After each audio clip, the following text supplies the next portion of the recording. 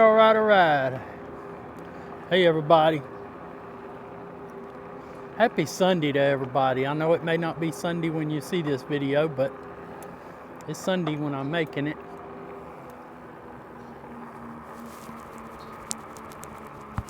My camera adjusted here.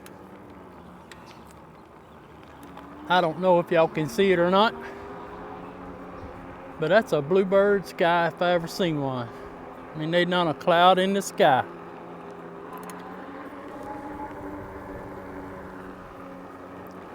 We're in Picayune, if y'all hadn't figured that out already.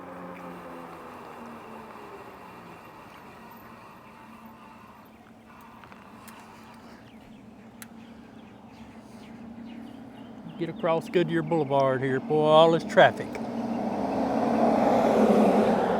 Need us a button to push, huh? Yeah, I think that's the only car I can see.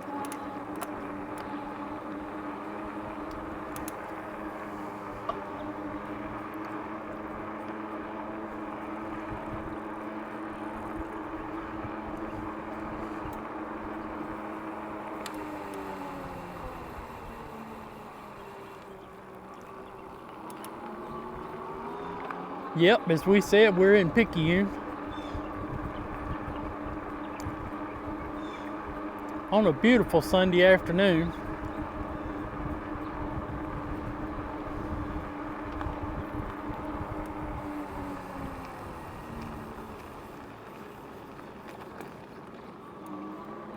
Just cruising around a little bit. I got a mission here. I gotta take a little package here up to the Goodyear Boulevard. I mean, to the church there.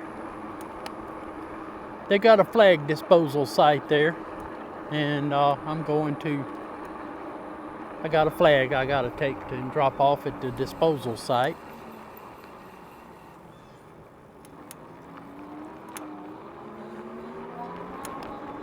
That's a little bitty car there now. We hope everybody's healthy, happy, and well. As we said, it's Sunday afternoon, and it's such a beautiful day. But the temperature is reaching probably up pretty close to 90 degrees. But that's okay. That's better than 115 or something like that. What bike are we riding today? We're riding the Jaguarundi.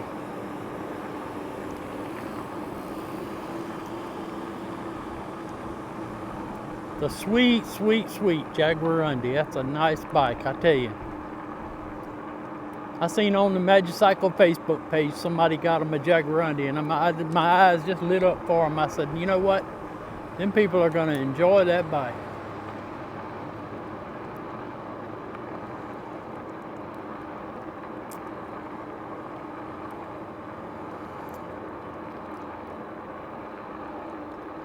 Yeah, they got the little street fair going on, railroad fair, I guess you call it, going on up there on the railroad. So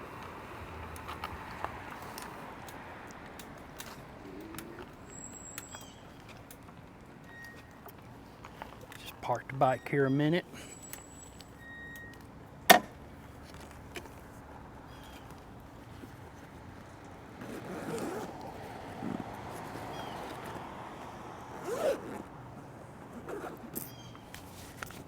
And check out the little Jaguarundi. Ain't that pretty?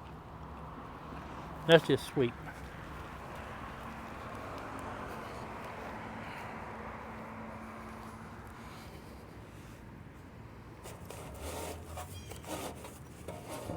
That's the flag retirement drop box. You know, there's one thing for sure. If you know me, I'm not going to show no disrespect for our flag. And I don't know what else to do but just say thank you, flag, for giving us good service there. But it went beyond its years, so we retire it, and we done got us another one. But yeah, the Boy Scouts come and they get flags out of here, and they dispose of them here. And And if any of y'all know anything about that, they burn the flags. And they're not disrespecting the flag. That is the official way of disposing the American flag. Just burn it. Whoops. Got down in that deep rut and my pedal hit. All right, we're good to go now. There ain't nothing on Goodyear Boulevard. Let's just take a little ride down Goodyear Boulevard. Y'all want to?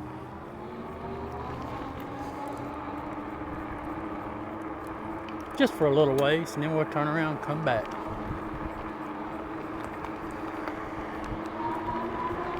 Kick it up a notch, baby. Excuse me.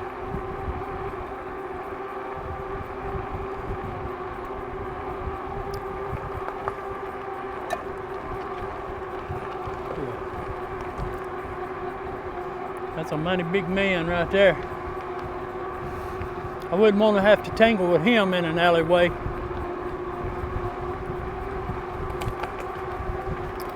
Speaking of tangle with somebody, I got a story I want to tell y'all. You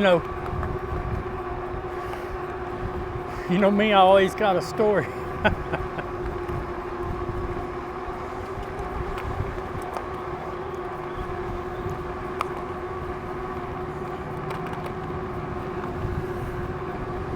Yeah, y'all, it's pretty nice.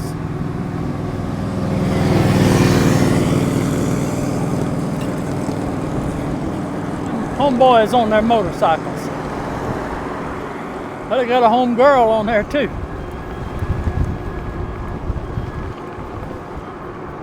I'm gonna tell y'all something.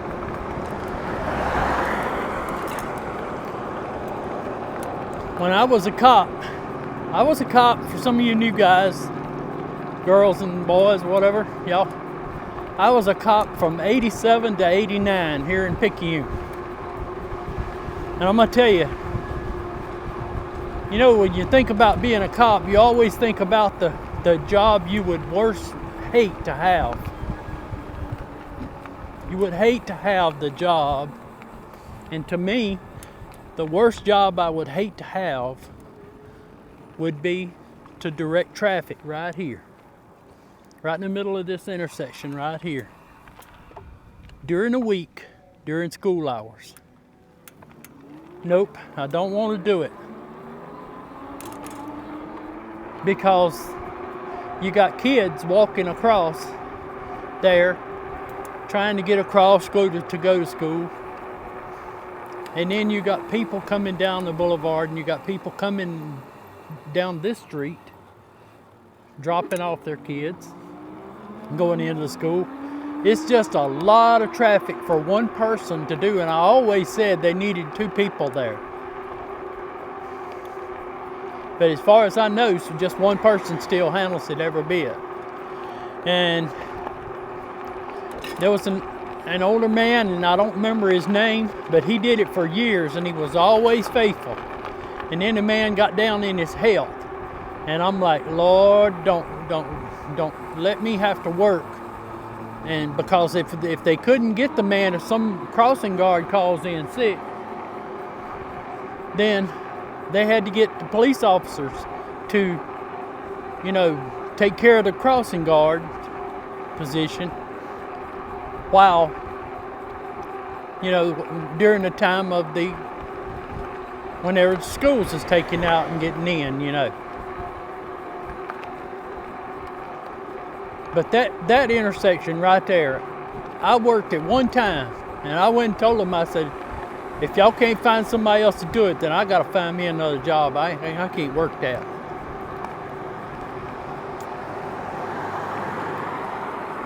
Man, you got mamas and school bus drivers and kids holding up their hands and shrugging their shoulders at you like, when can I go and all this stuff. My goodness.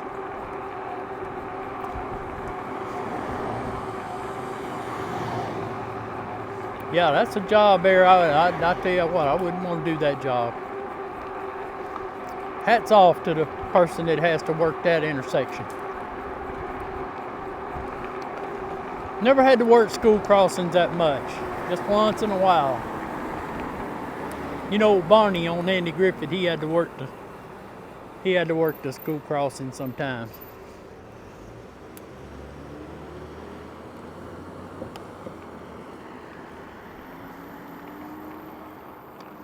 Look at the cute little candy shop there, huh? Gumdrop candy shop. Oh, there's some sugar in that place.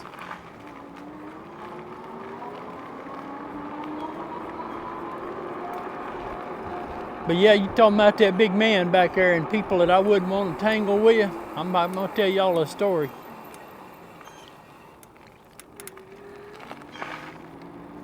And whenever I get over that way, next place I'm going is going over by Harbor Freight and all, in that parking lot over there. I got a place I want to show y'all.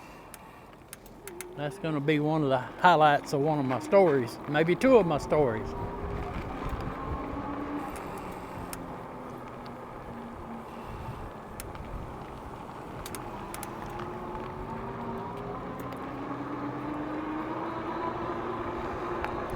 You know, when you're a cop,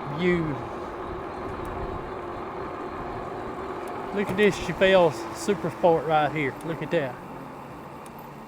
Nice car. Ain't that pretty?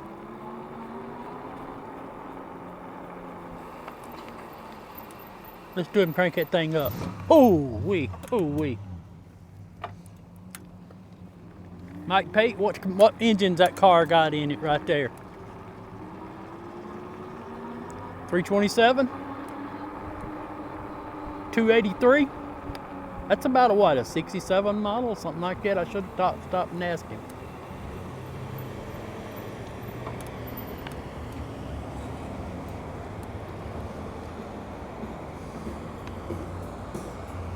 We're gonna act like a car here. We're just gonna run right on across the railroad track here and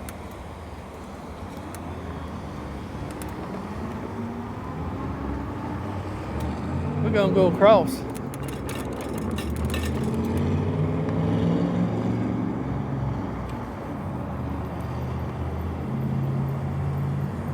I always wanted to fall in behind a Lincoln Continental. Look at there.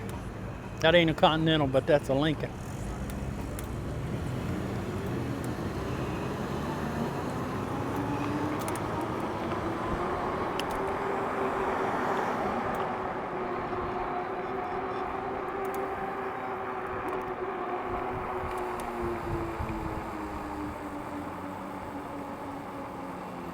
You know, a lot of traffic today.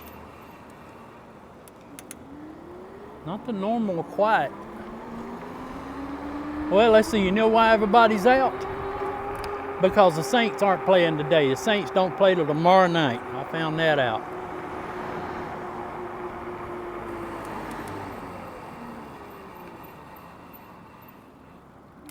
Let's go this way. Yeah, the Saints play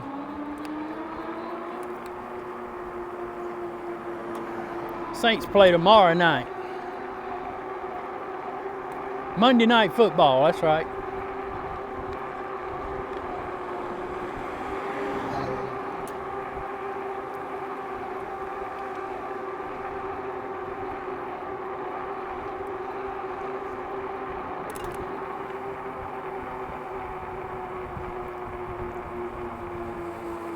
That's a pretty blue on that car right there. That's a little Chevy Sonic.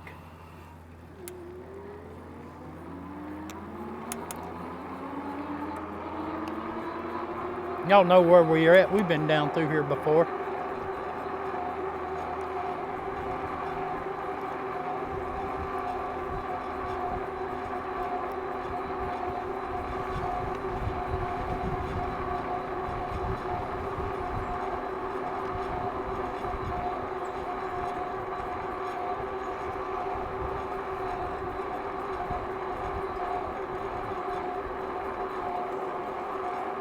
How you doing?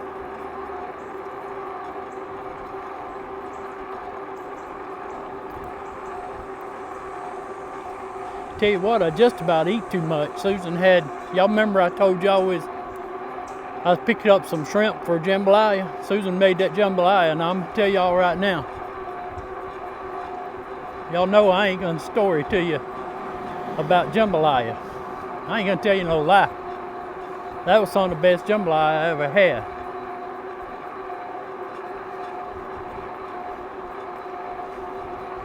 Shrimp, crawfish, and andouille sausage.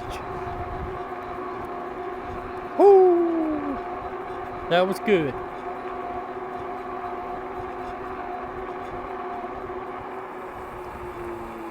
I had to stop. I told her, I said, I can't eat no more. I'm going to ride my bike. Yeah, when I was a cop, you know, sometimes you get calls and sometimes you just happen up on things. Well, we got a call one night, and I'll show y'all where it was at when I get up here.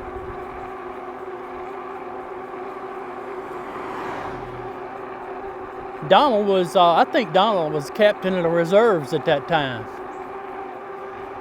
And, you know, Donald hardly ever rode with me. But yet for some reason that night he was riding with me.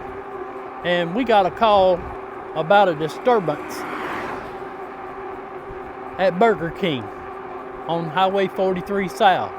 They call it Memorial Boulevard now, but back then, you know, I mean, it's Highway 43 South is what we call it.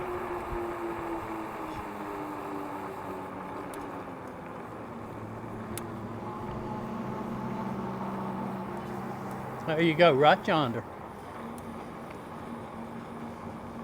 Burger King. Hardly ever had anything go on at Burger King. But we got a call that night. There was a disturbance. Something going on there that shouldn't be going on. So we went over there, me and Donald, we walked up in there. And there was this young lady. And she had wandered up in there. Now, she wasn't, she was a decent looking person, if y'all know what I mean. She was like, she's a nice lady. But she had got on some stuff.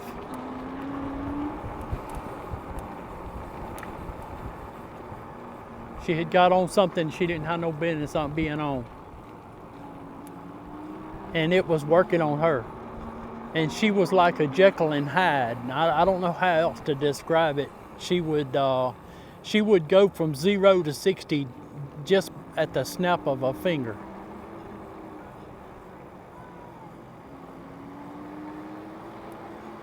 So me and Donald got over there, and we walked up in there, and we tried to walk her outside, you see, to talk to her, so we could deal with the situation. And Burger King told us, I said, that's her right there. She's the one that's causing all the problems. So we was gonna take her outside, and she basically told me and Donald she wasn't going nowhere with us. So we went to put her in the handcuffs, and I'm gonna tell y'all, the fight was on. And never ever again will I remember wrestling with a girl that put up such a fight as that girl right there, because them drugs had her they had her peaked out. I don't know how you describe it, but she had the adrenaline of like a WWE wrestler, like Hulk Hogan.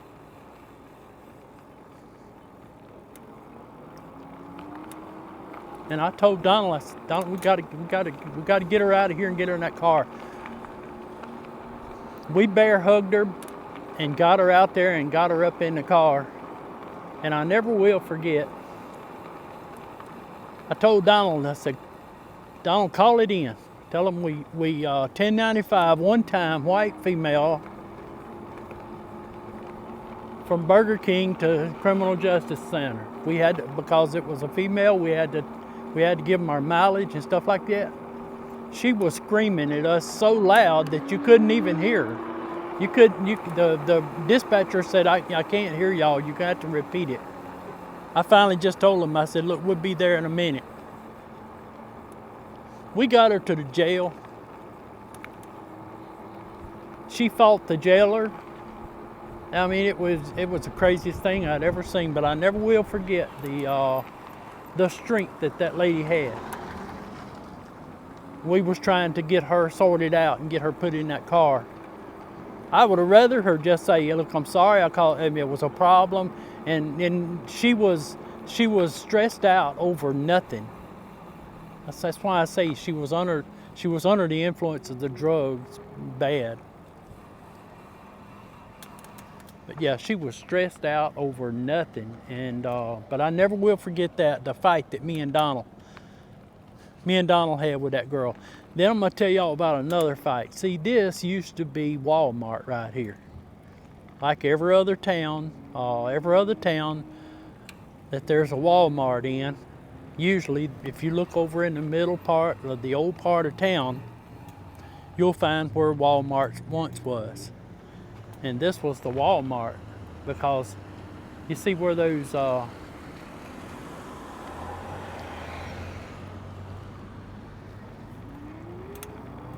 I'll show you. That was the automotive right there. See? Yeah, that was the automotive part.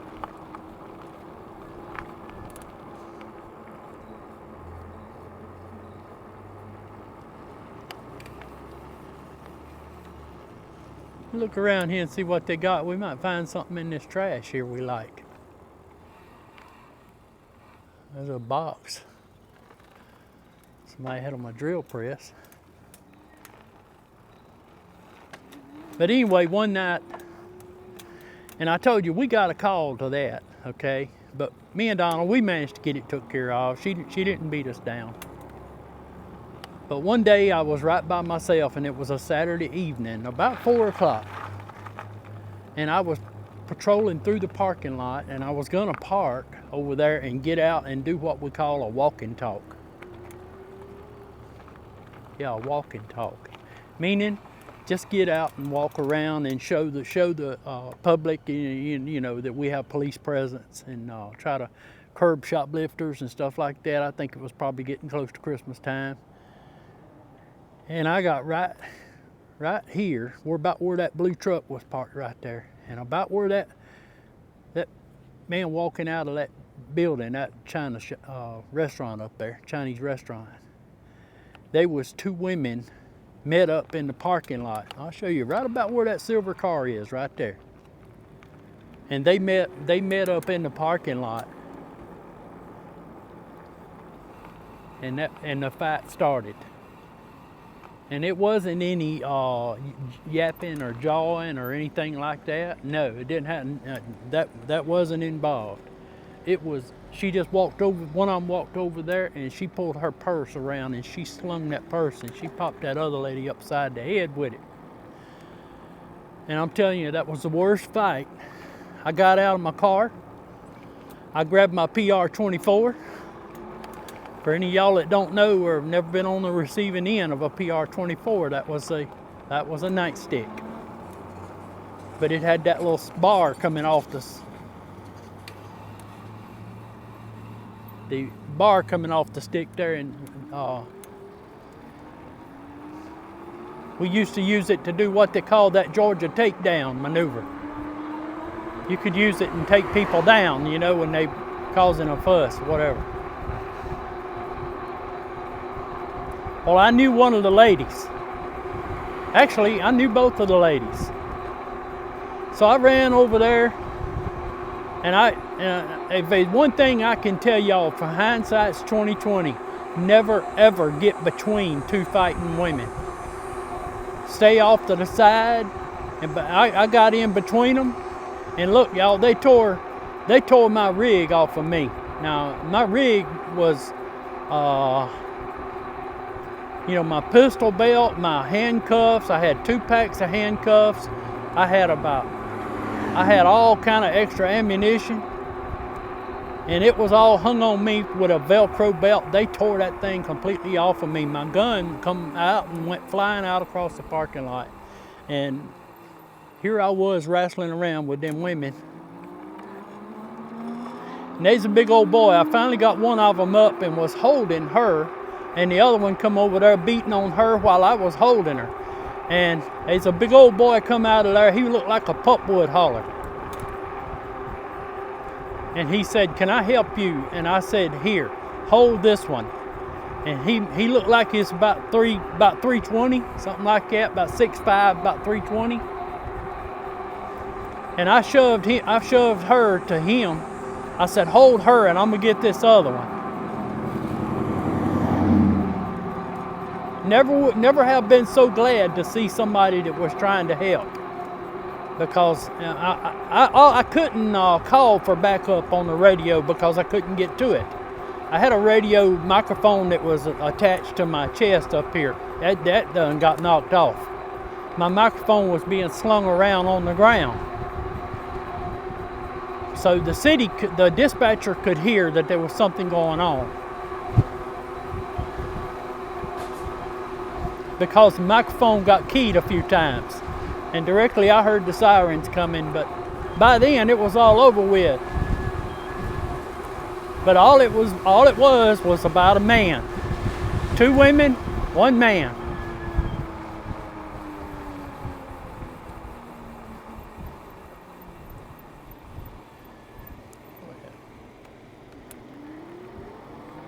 Everybody always wants to let bikes go first. Don't matter who gets to the red light first, stop sign first, whatever.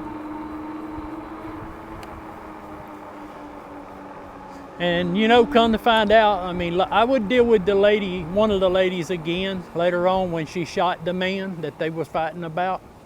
Go ahead. She shot him.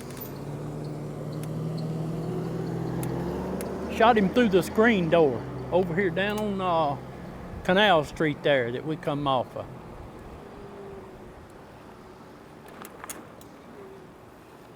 Yeah, she shot him. I'm not going to call his name, but they called him Toot. She shot Toot through the screen door because he come up there wanting to bust up in the house with her. She told him to get on and then she shot him.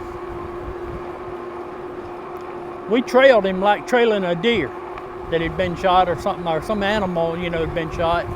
We trailed him and found him. Got the ambulance called and all, but anyway, the fight, I'm gonna tell you, that fight was something.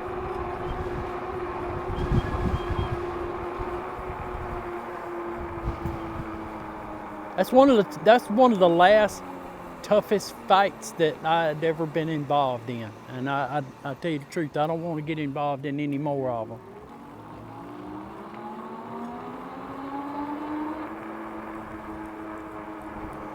Don't the Jaguarundi sound good today? And it looks good too. Yeah, we was right down, right straight on down this street here where she shot Toot through the screen door. So that's a couple of encounters, and we wound up, I don't know, but I'm gonna just tell you this. I told y'all I had the encounter with her again, but I'm gonna tell you, she became one of my best friends because she was really a good lady, and I went and hired on at another place to work,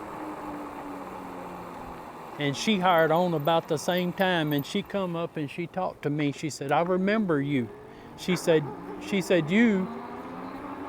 you arrested me the day I got in that fight over in front of Walmart. And I said, "Yes, ma'am." And she told me, she said, "I want you to know I always appreciate the way you handled that." And said, you could have beat us up and all that." And she said, "I want you to know I appreciate the way you." I said, "Well, to tell you the truth, I took a pretty good licking from you." And she laughed about it. But anyway, she and I wound up working in the same office. We shared food. I mean, I'd bring her food and she'd bring me food sometimes. Became great friends. But ain't that something, how a friendship, you never know who these encounters that we have in our everyday lives, what turns they may take. Yeah, she and I used to go out and eat lunch. We'd leave the office sometime and we'd go over to Frost Top over there, and she'd go in there and tell old Dwayne Keller, said, "I want some onion rings and I want them burnt."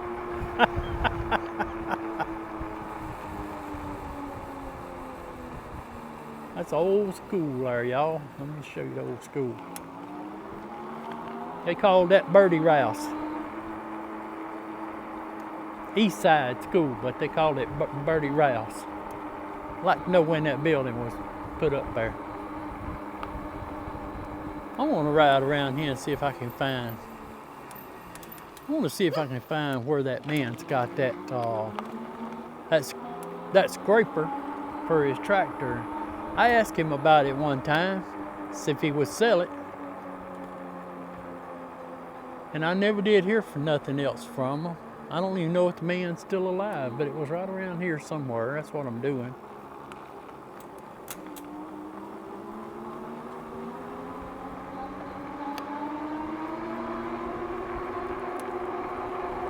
Yeah, it's a beautiful day in the neighborhood, as old Mr. Rogers says.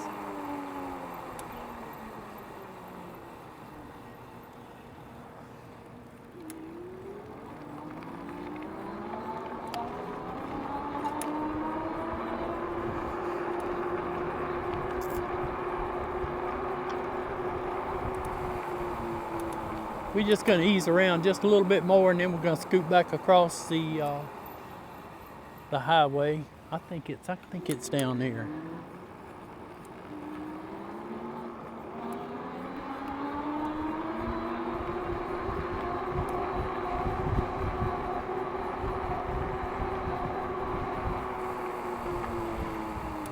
If I'm not mistaken, it's right down there where that black car is.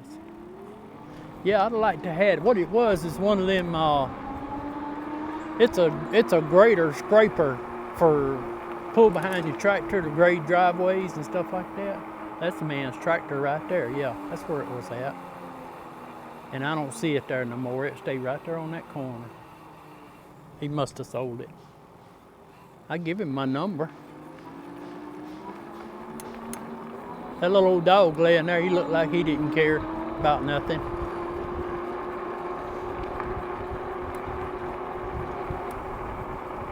All right, we're going to ease back over.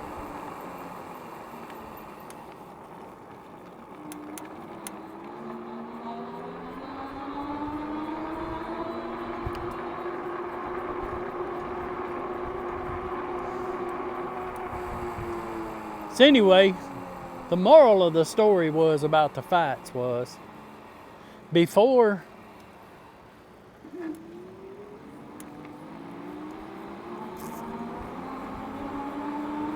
me and Donald had to go and pull that girl out of Burger King,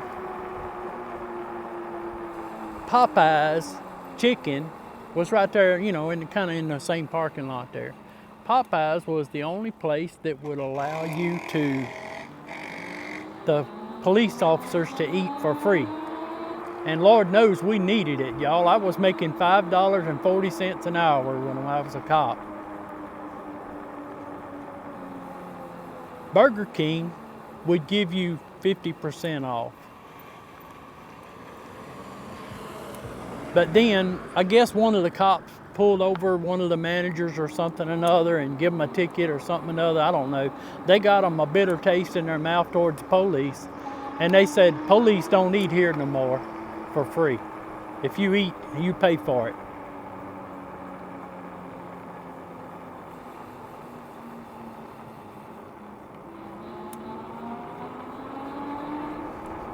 Yeah, I said, if you eat here, you're gonna pay for it.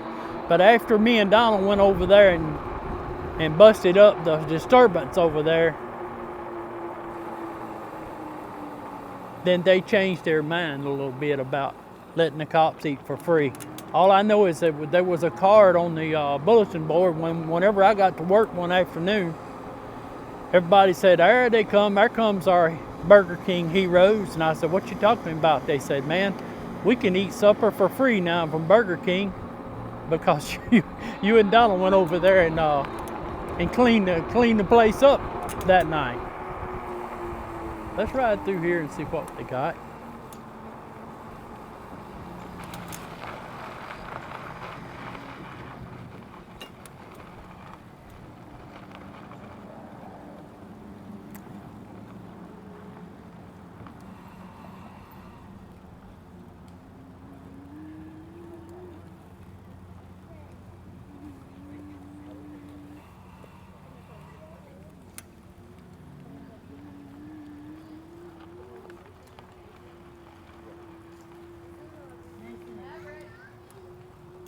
Got quite a few booths in here today. How y'all? Oh yeah.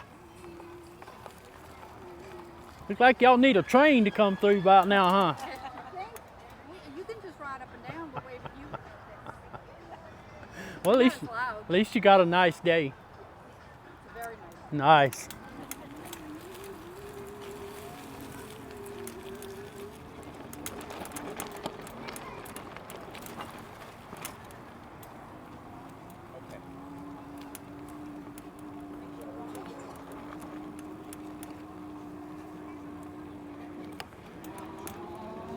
Man's got some shrimp, but I ain't got no money.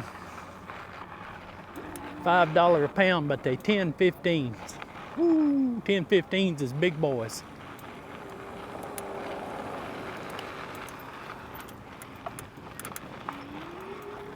I tell you what we're gonna do. We're gonna ease back across the tracks here.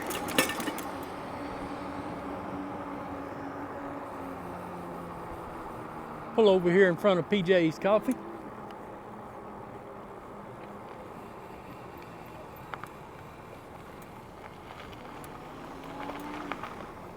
And I tell you what, we'll say our farewells here. We appreciate y'all watching. I hope we entertain you for just a few minutes. If nothing else, you've heard about us me and Donald getting roughed up at Burger King and then later on in front of the Walmart. And hope y'all enjoyed it, the ride. If we sit here looking at our big old pretty City Hall building here in Picayune, Mississippi, and we salute Old Glory right there. Hey, we're glad y'all tuned in to us. Y'all catch us on down the road there. We'll bring another one to you. It's Rip One Outdoors. Hit that like and that subscribe if you don't mind.